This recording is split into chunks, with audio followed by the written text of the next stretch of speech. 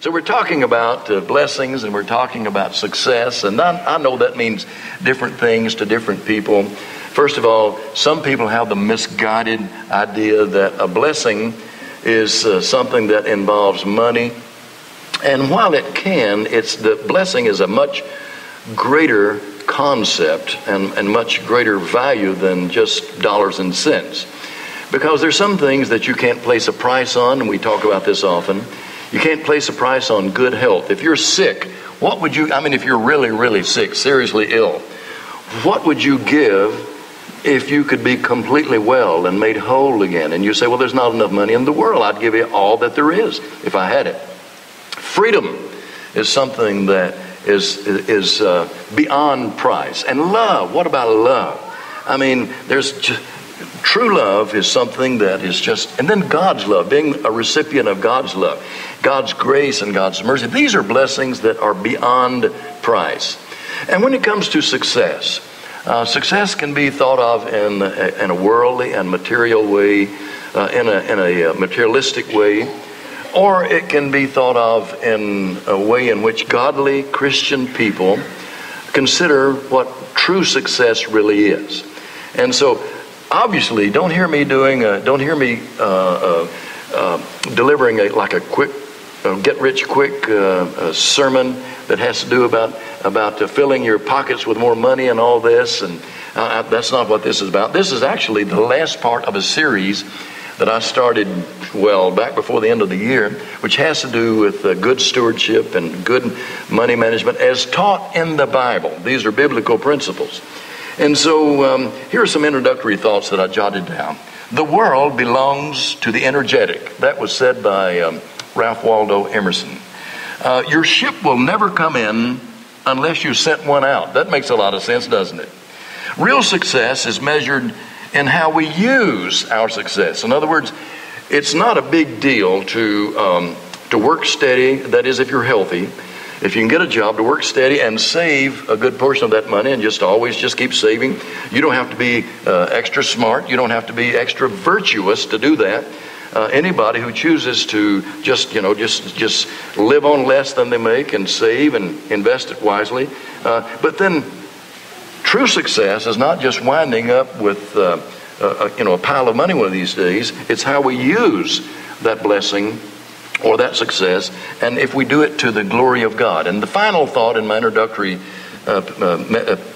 episode or part this evening is this: God can separate anyone from financial success. Okay? Now, somebody says, but I thought God was going to make me rich. No, He never promised that. He did promise to bless you, and He promised to prosper you, but when the Bible talks about prosperity, it's not necessarily all about wealth, because prosperity has to do with good health and friendships and family and freedom, and so many things are involved in prosperity.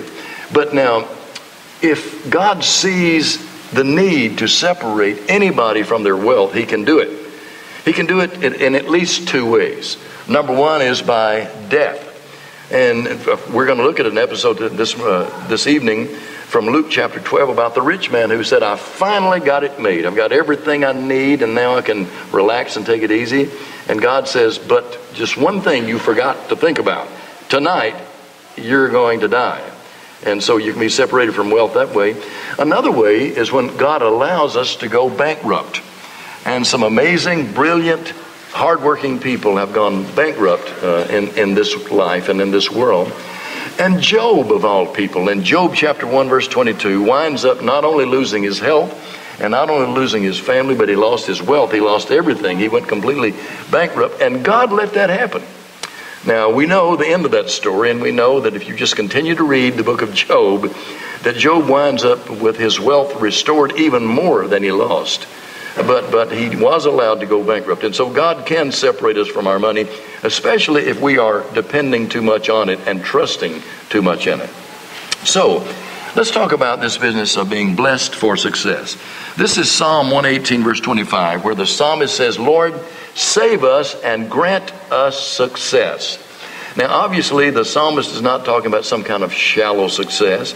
He's not talking about being a Hollywood starlet or someone who has won the lottery or something like that. But he's talking about success in the most wholesome sense possible. Proverbs 2:7. He holds success in store for the upright. He is a shield to those whose walk is blameless. Then Proverbs 11:28.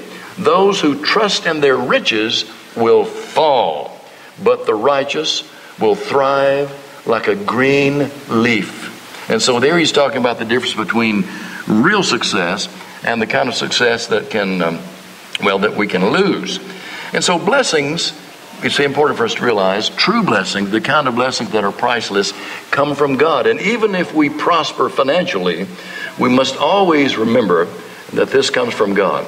This next verse I'm going to share with you, it's just like it was yesterday. I remember the day that Jimmy Barnett pointed this verse out to me. I was a greenhorn, ignorant Bible college student, but I had managed to blunder around and get a job, a full-time preaching job at the Rogersville Church of Christ. And I knew that they knew that I didn't know very much. I was still in the process of trying to learn a few things, you know. And so I've got this auditorium class, adult class of mature people. Jimmy Barnett was a farmer.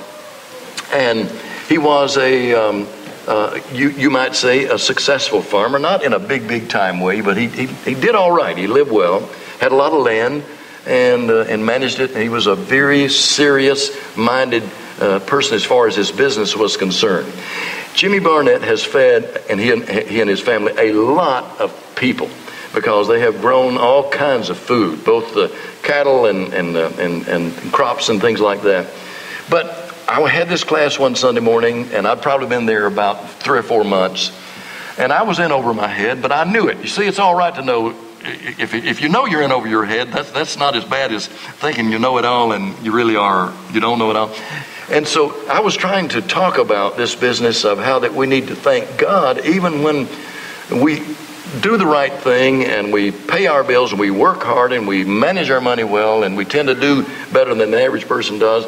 And Jimmy raises his hand. He never spoke in class. Never. This was the first. So I almost had a heart attack when he raised his hand, because I'm thinking, what's he going to say? I've never heard him say anything.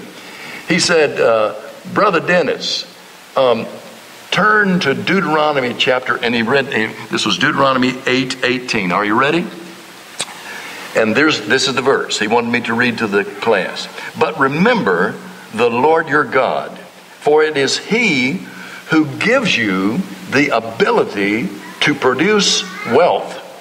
Remember the Lord your God, for it is He who gives you the ability to produce wealth, and so confirms His covenant, which He swore to your ancestors as it is today.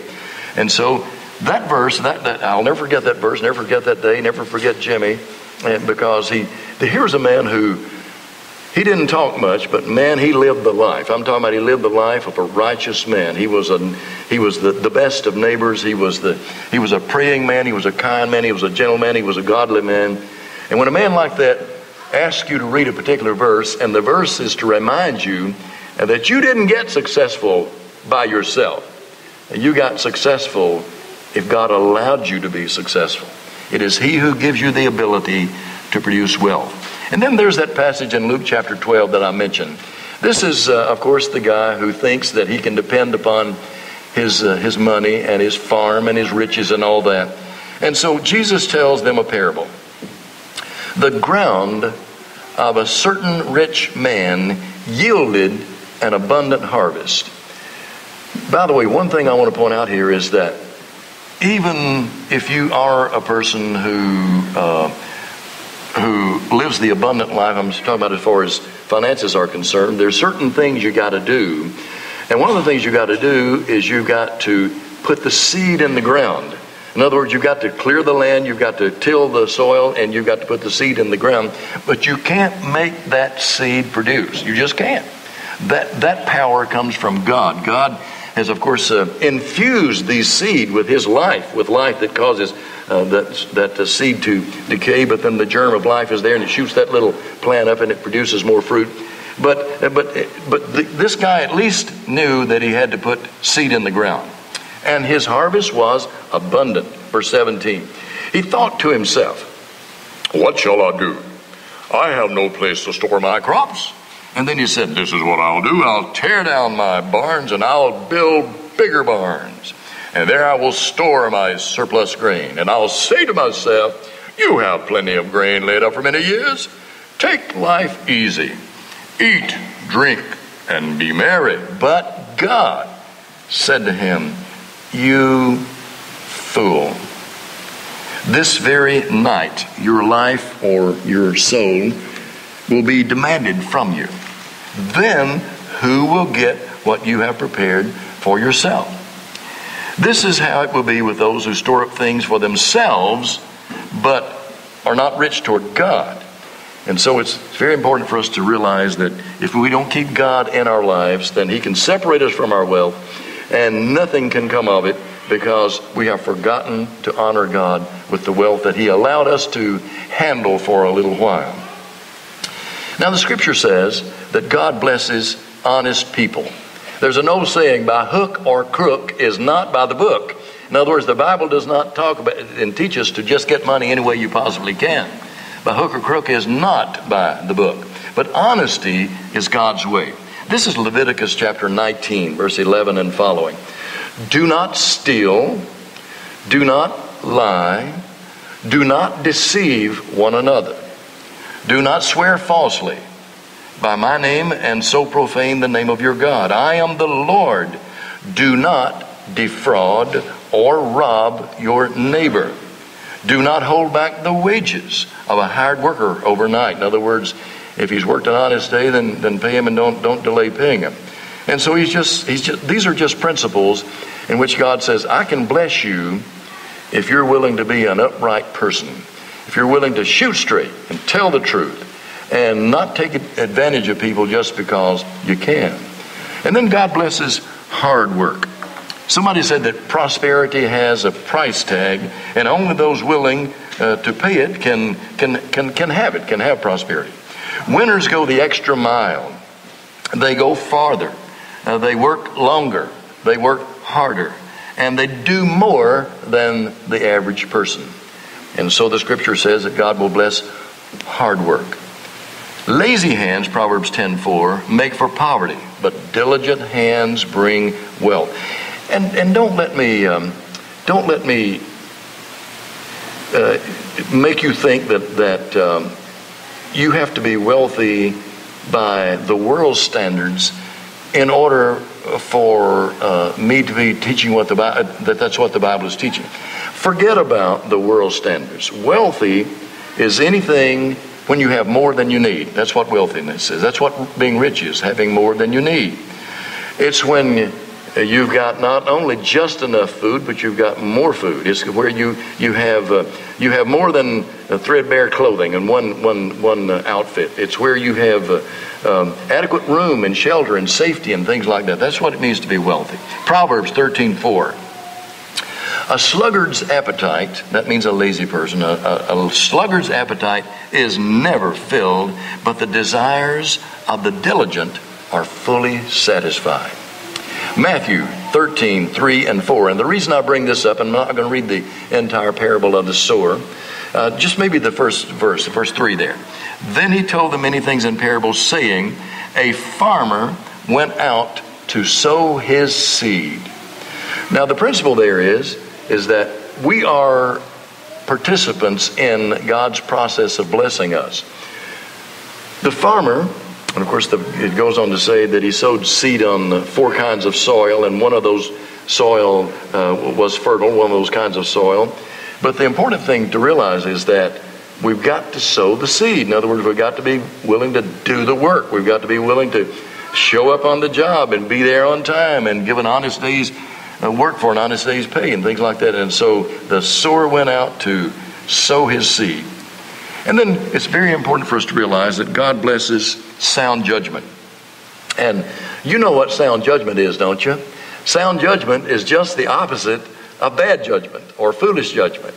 And so I think anybody knows what sound judgment is. Proverbs 14:15. The simple believe anything, but the prudent give thought to their steps. They think about what they're doing. My sister has 5 children. They're just about all grown now.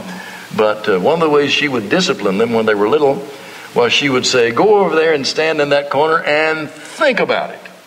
Well, her oldest, Taylor, when she was up about 5, she said to her little sister, Bailey, who was about 3, it's one day when Bailey did something she shouldn't have, and little Taylor said, go over in that corner and think about it. Because she learned that that's what wise people do. You think about you think about what you've done or you didn't do, or what you should have done, or what you did wrong, or something like that. Heard a man interviewed a few days ago who he was falsely accused and was in prison for a number of years. And this happens, we see it on the news all the time. This happens.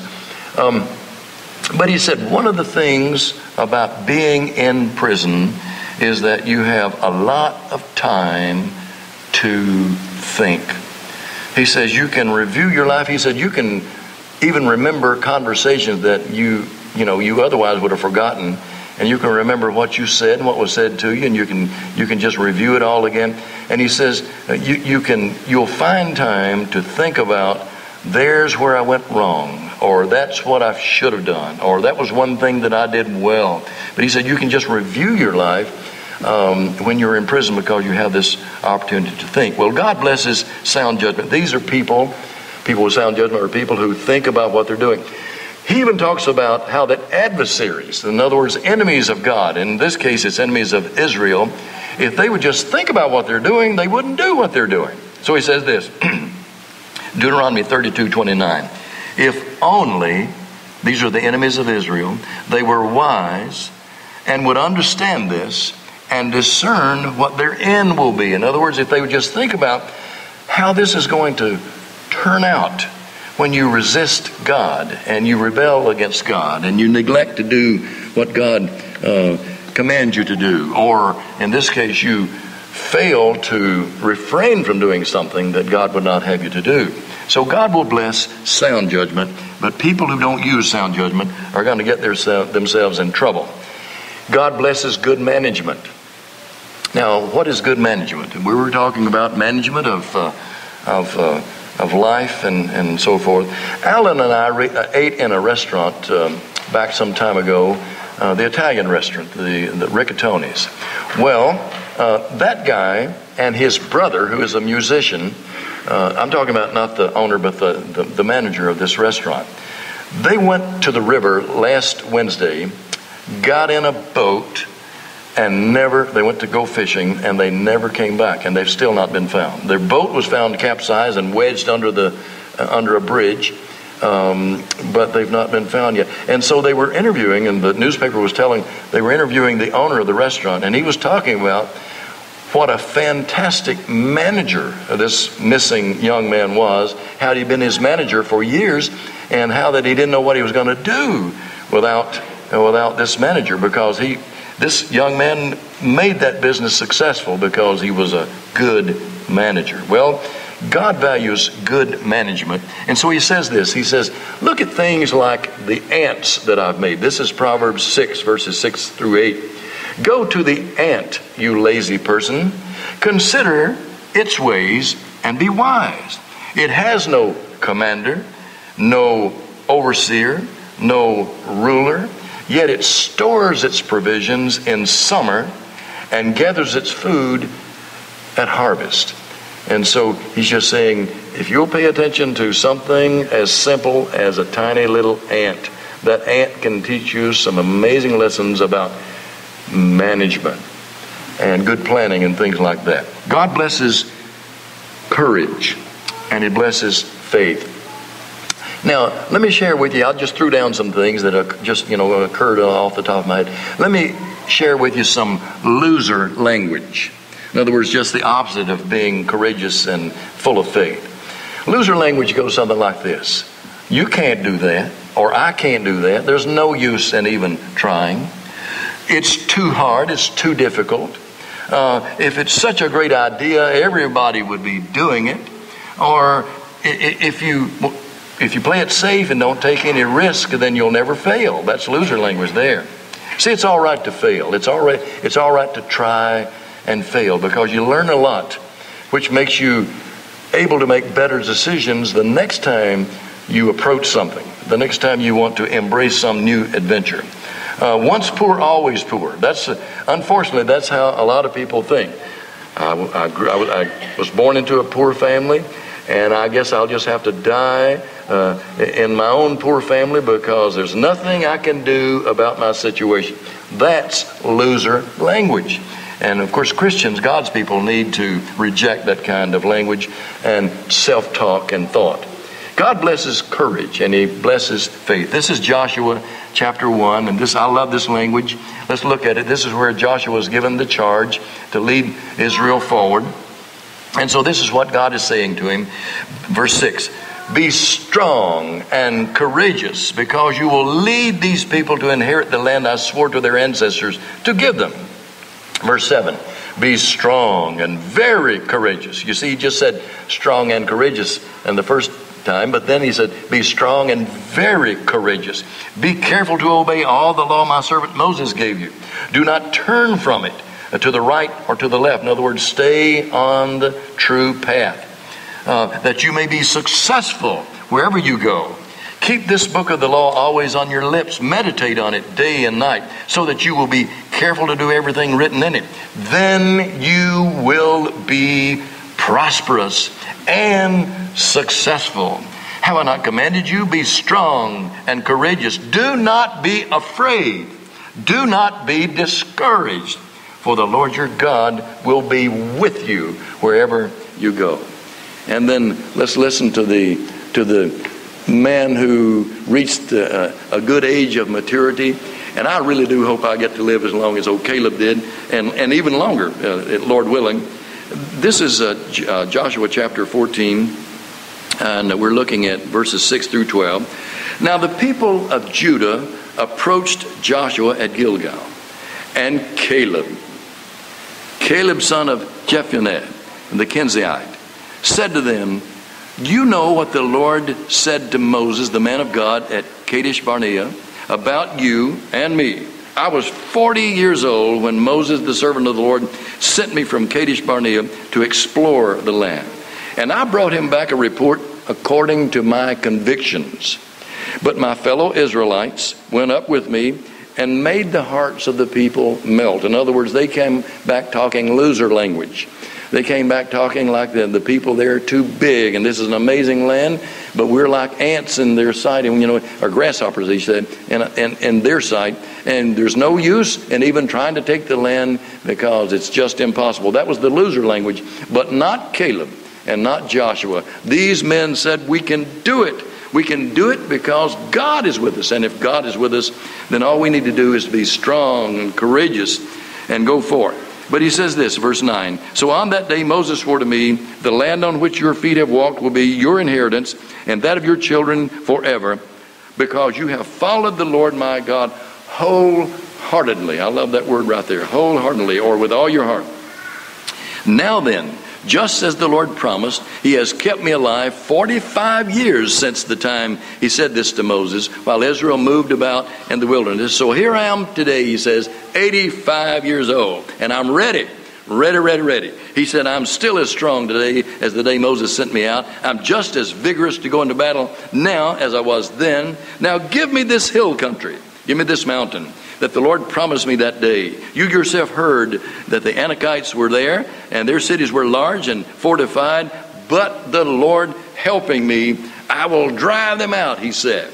There's a man with courage and faith. His faith is in the Lord, and he's courageous because he says, the Lord will be with me and will help me be successful. And so the Lord blesses those who are courageous and who are filled with faith. And I want to call on all of us tonight to be filled with good courage and faith. Let not your hearts be troubled.